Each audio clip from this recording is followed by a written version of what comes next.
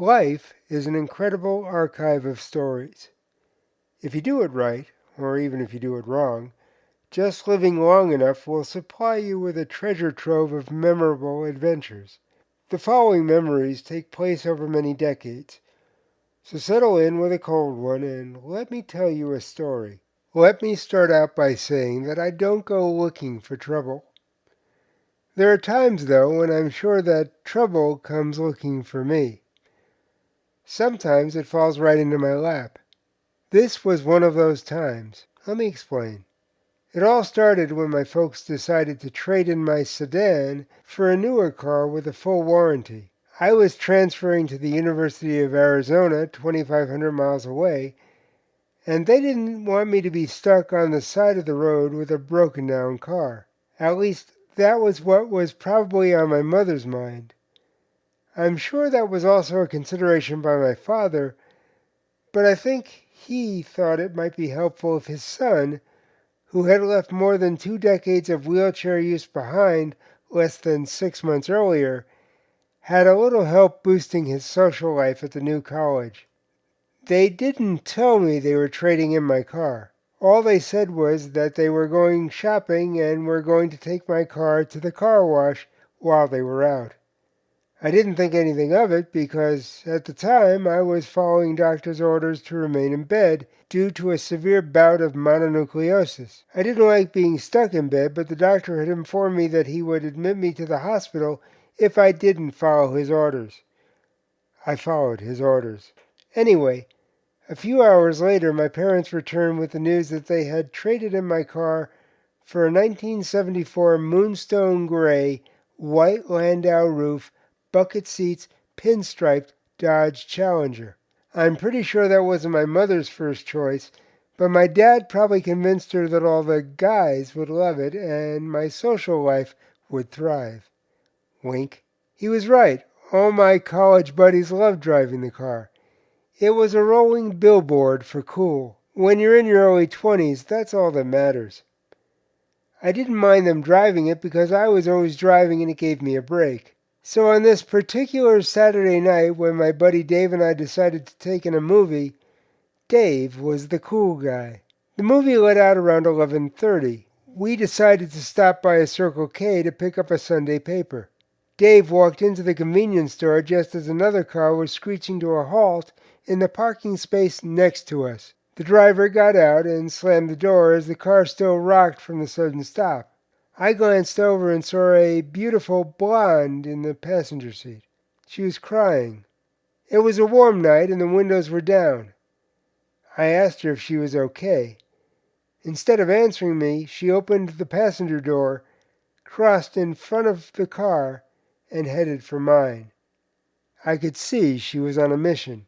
The Dodge Challenger was a two-door car with very long doors and a narrow, curved back seat, included more for reducing insurance costs than sitting. The back seat removed the sports car premium. I quickly swung the car door open while releasing the back of my seat so I could move forward and give her more room to get in behind me. She had other ideas. She pushed the passenger seat back into position, sat down on my lap, threw her arms around my neck, and began sobbing into my t-shirt. I pulled the door closed. Dave exited the store, Sunday newspaper in hand, about a minute later. He stopped and stared. "I just went in to get a Sunday paper," he said. "I was only in the store for a few minutes." "Where'd you get the girl?" I told him I would explain it all after we got moving. "What's the rush?" he replied. I nodded towards the front of the store. My new friend's muscle-bound boyfriend had just reached the doors, and I could tell from the expression on his face that he was up to speed. Dave quickly put two and two together, uttered a single word, tossed the Sunday paper onto the back seat, and scrambled to get into the car and turn the key. We peeled out of the parking lot a few seconds before the car previously parked next to us did the same. We headed down Speedway, which, despite its name, had a rather low speed limit. My car could have easily outrun his car, but this wasn't an action movie. While we frantically searched for a way to elude our pursuer, Lady Luck played her hand by way of a police car pulling in behind us. We now had a buffer between the Punisher and us. We breathed a sigh of relief and began discussing options. That is, until our luck ran out. The police car peeled off to answer a call. That's when I remembered the placard. The University of Arizona has two entrances, or at least it did when I was there. The north and south entrances had guard gates to stop anyone from driving on campus. In between, there were only a few small parking lots, mainly for maintenance, teachers, and professors. All other cars were required to park in the surrounding off-campus parking lots. There was one exception that was brought up to me by my student advisor upon my arrival on campus. Physically handicapped students qualified for a drive-on parking pass. This made it easier for me to park by the buildings where my classes were being held. I told Dave to head for the north entrance. We pulled up to the gate, and upon seeing the official placard through the windshield, the guard waved us through. Fortunately, our pursuer wasn't extended the same courtesy. The campus speed limit was only 15 miles per hour, which gave us plenty of time to work out our next move. From where I was sitting, we had all the time in the world, but Dave was a little more anxious about the entire situation. We tried to convince this beautiful stranger to go to the police. She didn't want to do that, and our combined efforts at reasoning with her couldn't change her mind. She said that her date wouldn't bother her or her girlfriend at their apartment. We had our doubts, but there was nothing we could do, so we exited through the south entrance and drove her home.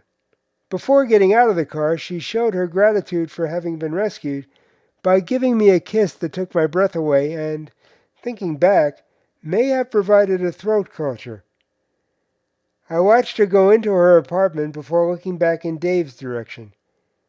He was staring straight ahead. After a few seconds, he turned and said, "Next time, you drive. I get the girl."